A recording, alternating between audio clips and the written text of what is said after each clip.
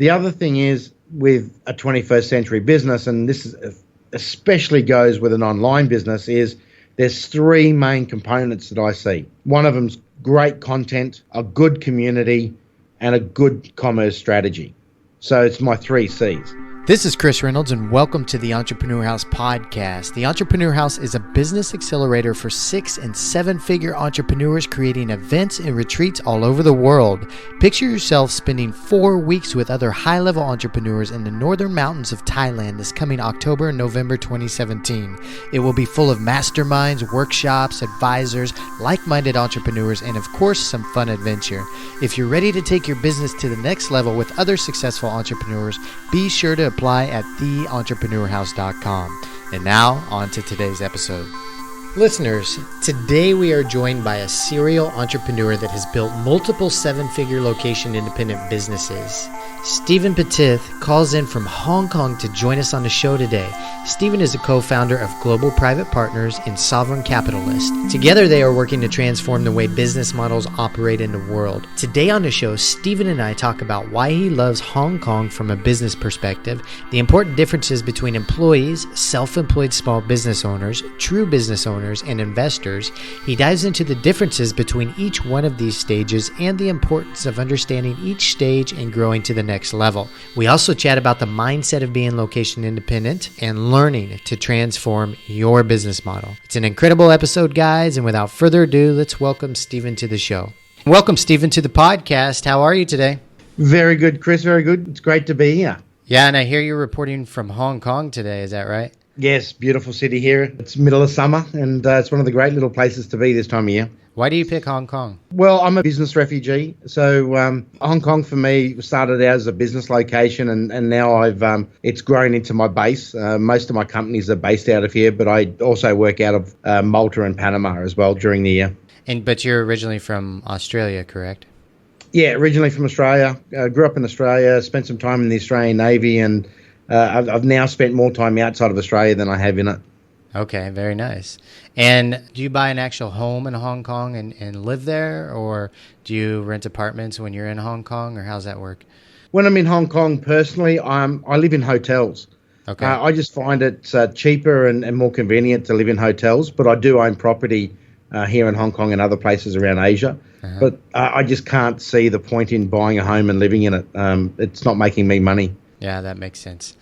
Yeah. Well, I think that's the sentiment for a lot of entrepreneurs like us. You know, we're really location independent, and we were talking before the show started to record, and people ask you where you're from, and the best answer you had was planet Earth. Yeah. And I feel like that sometimes too. Like, it's a hard question, right? Because we're not really from where we grew up anymore, and we don't have an actual home base where we spend the majority of the year, or maybe, 10 months out of the year. And we're kind of like, right now I'm living here, but 3 months down the line, I may be living somewhere else. So I think it's a problem, not a problem, but, a challenge for the new world and the new models of business. And I'd love to talk to you more about that as we get into the show further. But let's start about you, Stephen, and how you got your start as an entrepreneur growing into location independent, 7-figure entrepreneur that you are today. Yeah, I joined the Australian Navy when I was 15 and did an apprenticeship, sailed the 7 seas, did that for near on 10 years. Come out of the Navy and having seen basically all over the world, I just knew, there's more to the place than Australia. So I was really intrigued. Spent a lot of time up here in Asia. Once I left the Navy, I joined the family business and started working with the old man in the hardware business that he had. Mm-hmm. And moved to Hong Kong to establish the manufacturing and sourcing operations. And then over time, we built factories on the mainland and sourcing operations in Thailand and Taiwan and Japan, and then further afield, Argentina, Brazil, India, and built a hardware manufacturing and distribution, wholesale distribution business. One of the most boring businesses in the world, but it was very profitable and a nice business to be in. I've had several businesses outside of that as well, and some haven't gone as well as others, but some have been very well. And when I was sitting here in Hong Kong, I got talking to people, and they're all like, "Oh yeah, Hong Kong's a great city, but we dart off to Thailand for a weekend, or we dart off to here. And that started getting me thinking. I was like, well, do we really need to be anywhere? And especially when I sold the business, and then I started doing other bits and pieces around, and then ultimately forming Global Private Partners with another guy, Murray, my partner in it, which is now a private equity firm, and we own several businesses underneath it. Sort of diverse in where they're located. So, well, I don't need to be anywhere. I can, stay at a hotel here, or I can grab an Airbnb there, or I can just duck off somewhere when I need to be. One of the things that the Navy taught me was I've got 2 big duffel bags, and that's my whole life is duffel bags. Yeah. And the other day I moved hotels. I moved from Macau back to Hong Kong, and I was just going through everything over there and went, well, you know what? Doesn't fit in the 2 duffel bags. Obviously, I don't need it. So that's sort of the quick background and the quick story on how I got to here. So I think first question that came up for me, Stephen, is I think a lot of people are concerned with this lifestyle that you'll have a lack of community or a lack of connection with other people if we're bouncing around so much like this. And I'm curious, because it seems like you've been doing this quite a while now. How do you stay connected, or do you feel like you're a part of a community while bouncing around all over the globe? In the beginning, it was a bit harder because we didn't have the social media platforms that we've got today. But I just made sure I took time out to go visit people. And I always made it my point to go visit people. If I wanted to go and see, uncles, aunties, or whatever it was, I went to them. Most of the time, though, they ended up coming and seeing me, especially family, when they said, I'm spending 2 months in Malta. And the next thing you've got a house guest for a week. But being part of other stuff it's basically you've got to make the time. And I've had no trouble keeping connected, and especially now that we have Facebook and LinkedIn and all the rest of the networks that are out there, you can still communicate and find out what's going on with people. And I tend to only have a fairly small direct network. I've got a fairly large business or associate network, but my true core group is probably only 5 to 10 people. And we keep in constant contact. But once again, it's make the effort. You can't just sit back and think that everything's going to happen on Facebook or on LinkedIn. Make the effort to call someone, or definitely make the effort to go visit. That's what I like about this lifestyle is I can just turn around tomorrow and go, you know what? I haven't seen the snow for a while. I'm going to go and see some friends in Zurich. I haven't done something. It allows me to go and visit other people, because people with 9 to 5 jobs, they're the ones that I find that aren't part of a community or aren't part of something. They sort of get into their own little world and they see Bob at the office and then maybe Mary at the weekend, but they don't have that greater global community. Yeah. Where, you got friends in Costa Rica, or you got friends in the US, or you got friends in wherever it is. I find I'm more connected now probably than when I was, back in the Navy days when it was only 5 or 6 guys and you sort of hung around every day. Yeah, I agree. And I think, too, a lot of those folks that are in the 9 to 5s, if they are part of a community, a lot of times it's not by their choice. The communities they have are not the communities they really wish to be a part of, but their communities based on what their work is telling them to be a part of. So it's a great point. Yeah. So let's talk more about Global Private Partners. Tell us about the business and how it got started and kind of the things that you guys are up to today. So after we sold the hardware business and moved on, I was actually looking for something to do. I went and dabbled in politics for a while and helped some politicians get elected and found that utterly boring. Left that field, and then I met my current business partner now, and I've got a great knowledge in offshore structuring. That was my sort of key, was the market entry, the offshore structuring, and looking at how to best make yourself capital efficient and best use our capital and manufacturing resources, which was my thing. So I got together with Murray and we formed Global Private Partners more as an advisory service than it was a private equity firm in those days. Now, over the years, we've matured and gone, well, what we really like doing is buying businesses off people or finding 3 businesses that people have got and merging them together and putting a bit of capital to them. I've actually just finished a board meeting earlier today with one of my investment partners, and one of the outcomes that come out of there is he turned around to me and he said, well, you guys actually don't just put capital in. He said, what you guys really do is you bring talent, intelligence, and dedicated outcomes to companies. And I'd never saw it in that light, because for me, you can always find money. The right opportunity, there's plenty of money for, and the right circles, you can always get plenty of money for, but it's the talent and the intelligence to make a business grow that is the hard parts, and that's where we seem to excel at. And it really suits my lifestyle. The other part of why I wanted to move into where we are now is I really started to read books like Robert Kiyosaki's Rich Dad, Poor Dad, and the 4-hour work week and all these sort of stuff you do when you've got nothing to do.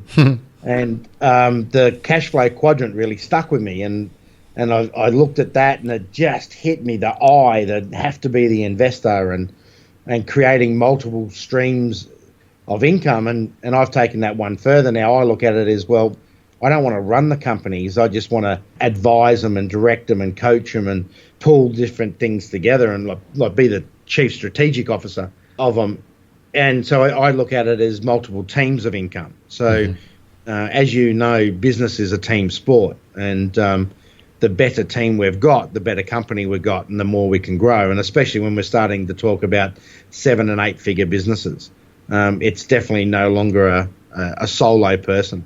And for the listeners, Stephen, can you describe the cash flow quadrant a little bit more in detail and the importance of moving to that I quadrant? Oh, for sure. So if you basically just draw a T on the board, and then you've got employee, self-employed, business owner, and then investor. So the I stands for investor. So as an employee, that's your 9-to-5 job, 9-to-5 worker job. And if the listeners out there don't know what job stands for, it's just over broke. Basically, you are just going to make a living. Self-employed is basically you've bought yourself a job. I'm not a big fan of self-employed positions. Self-employed need to move to the business side of the equation as soon as they can, because basically a self-employed person, you're still trading time for money. You're still in that position where you've only got X amount of hours in a day, so you're limiting your income. As soon as you move to the B quadrant and then ultimately the I quadrant, the B quadrant allows you then to have money work for you, and it allows you to leverage your business so you can grow and then create a team, and a really good team at that. And don't be afraid to get rid of people as you go on and building your team. It's like a baseball team. At the end of the season, you cut people and you bring new staff members in. Ultimately, though, you want to move to where I'm currently sitting and building, and meanwhile we're starting at the bottom of the heap, and in each one of these you sort of spiral up to your level of competence, and then you start from the bottom again and spiral up, and then so on and so on. And at the moment we're only 2 years into GPP as moving more towards a private equity firm, so we're now spiraling this business up again to get to the height of it, and then we'll go and do listed trusts and all that sort of stuff ultimately. So as an investor, you are now your money's working for you, and you're just working off dividend streams, which totally changes your taxable outlook as well, and how you get treated by different people around the world. All of a sudden, especially when you get to a certain stage, governments start talking to you about wanting you to find something to invest into their locale, which is starting to happen to us on a couple of projects now along the Silk Road, where we're talking to people in Turkmenistan and Kazakhstan for a couple of projects. So that's sort of it in a nutshell. Yeah, that was great. Thank you. Are you enjoying today's episode? I hope so. We're working hard to pick the minds of higher level entrepreneurs to bring you some applicable tactics for your business. October 26th through November 24th, we will have our most impactful event ever. 4 weeks in the northern mountains of Thailand with other successful entrepreneurs that have 6 and 7 figures in annual revenue in their businesses. The experience includes private accommodations, workshops, masterminds, advisors, high-speed Wi-Fi at a beautiful resort complex, products. And for our listeners, we have a special $400 early bird discount for only 10 people. Once they're filled, they're gone. So if you're ready to seriously take your business to the next level, contact us at theentrepreneurhouse.com. And now back to the show. When you started in business, I know you started working in a family business. Were you in the S quadrant or the business quadrant when you started out with them? Well, I moved from being an employee, from being in the Navy, to basically being an employee under Dad. And then eventually I got my own sector of the business. So I probably moved into a semi-S, semi-B area. And it wasn't until I took over one of the businesses in the company sphere, which was the manufacturing enterprise based out of Hong Kong, that I actually moved into the business where I could make the decisions as the business owner. Right. So that actually took. So I actually spiraled, even though I was inside the family organization, I still sort of spiraled up through the organization. As I like to say, I went from sweeping the floor to being the general manager for a period of a couple of years. So it's good transition. So you mentioned something on your website, Stephen, I wanted to ask you about it. You talk about business structures moving from the old model to new models, and that kind of goes hand in hand with, the way we live our lives, being location independent.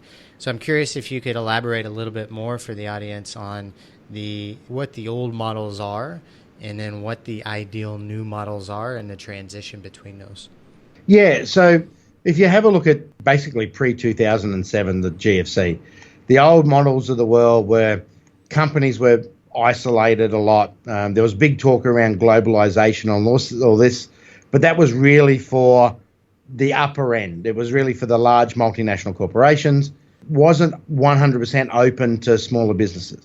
Come the GFC, and the whole world sort of changed. And globalization, and I'm actually not a big fan of that word, but going beyond borders and seeking a global view for your business is now available. So back when you had a small, say a butcher shop, and you were basically serving a small community, probably within 20 kilometers of your business, that is what I call an old world model. Now that same butcher shop with internet marketing, thinking strategically around the world, becoming a bit niche. So if you had a butcher shop and you're the number one sausage maker that you can be, well, you can sell those sausages all around the world. And with the technology and the logistics these days, that's 100% possible. So being involved in the 21st century economy is basically doing away with borders. So it's going beyond borders. And borders can be your town boundary, can be a state boundary, can be a country. So it's not necessarily always international. The first step is to look beyond your current 20-kilometer radius. How can I create a new market? How can I create a new following? The other thing is, with a 21st century business, and this especially goes with an online business, is there's three main components that I see. One of them's great content, a good community, and a good commerce strategy. So it's my 3 C's. Mm-hmm. So people now want to be part of a community.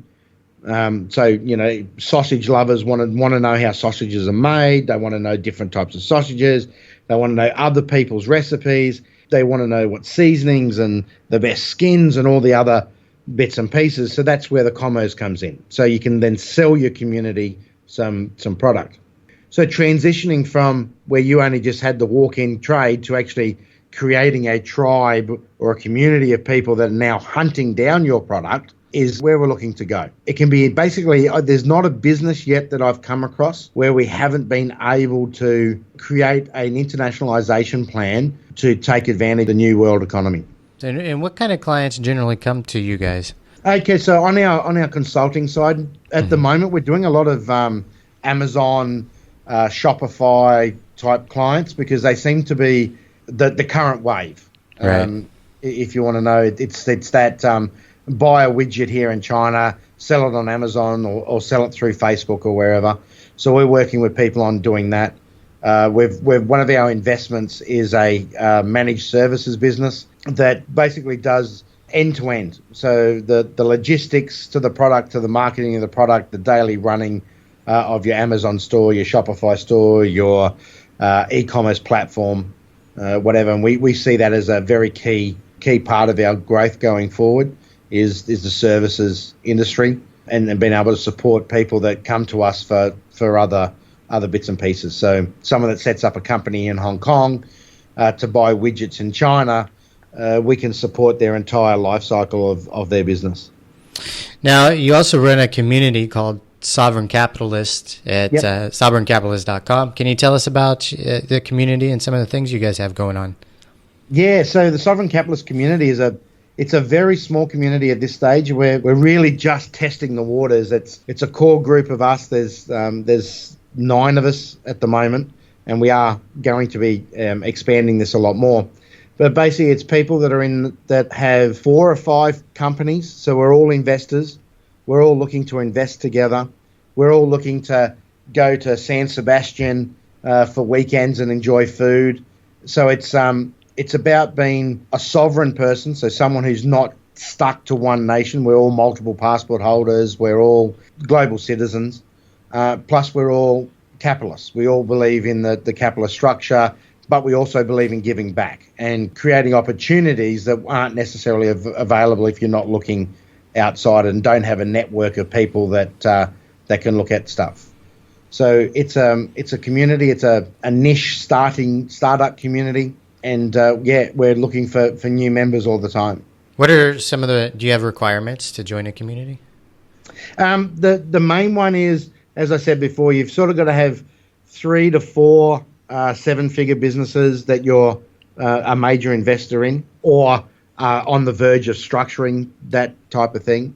You've got to be at least a global citizen, as in you live the lifestyle that we're leaving, and are very much willing to travel to where our meetings are held. So our meetings are held randomly around the world. It could be three months sort of notice where the meeting's going to be. There's 2 a year. The last one was on a super yacht in the Caribbean, and the coming one will be in Africa. So it's that type of stuff. So very flexible. And we will vet people. So you come along to one of the first meetings, and if we don't like it, we just won't invite you back. It's a good way.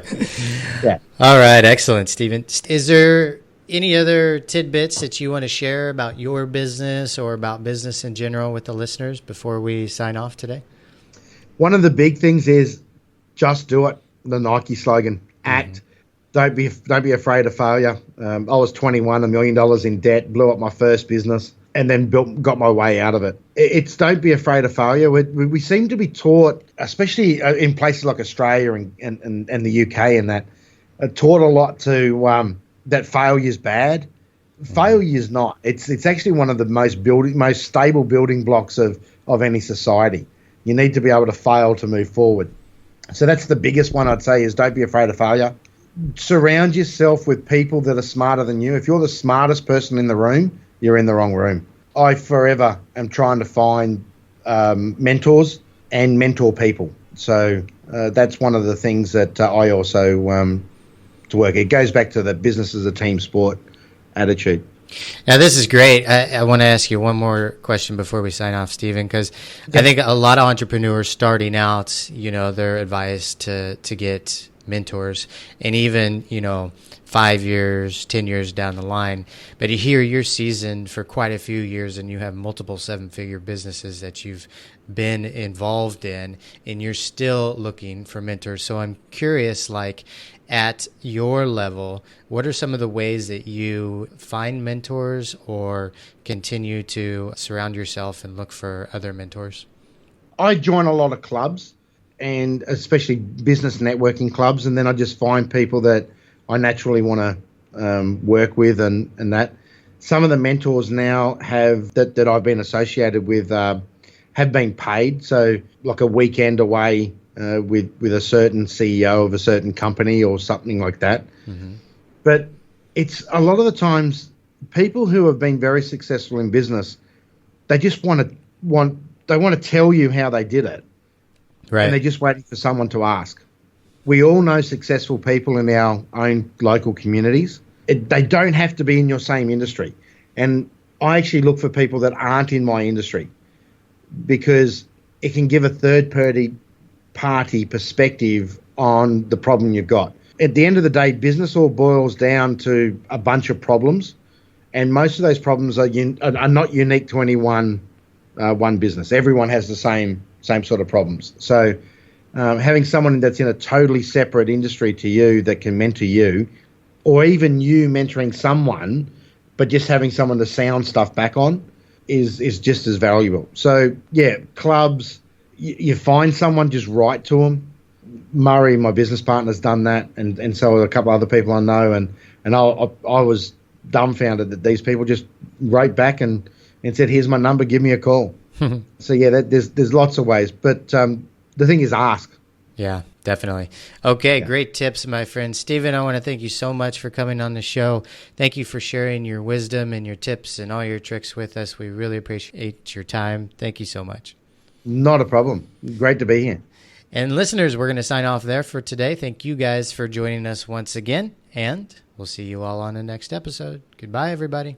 The Entrepreneur House is a business accelerator for 6- and 7-figure entrepreneurs. Imagine spending an extended period of time with other successful entrepreneurs working together and growing your business. Day to day, you interact with other driven and smart business people. Spending an extended period of time around them alters your business and your mentality around business. Goals are set, business grows, new partnerships develop, greater profit margins are achieved, the productivity skyrockets for attendees, and you get to have an incredible adventure while doing it. This year, our main event will be held in Chiang Mai, Thailand. It is 4 weeks from October 26th to November 24th and held for 6- and 7-figure entrepreneurs only. It will be full of workshops, masterminds, advisors, co-working, and fun weekend social events. Be sure to check out the details at theentrepreneurhouse.com as soon as possible. This event will fill up fast. For those of you that are interested and have some questions, be sure to contact us through theentrepreneurhouse.com/contact. We will respond as soon as possible. For now, saludos from somewhere in the world.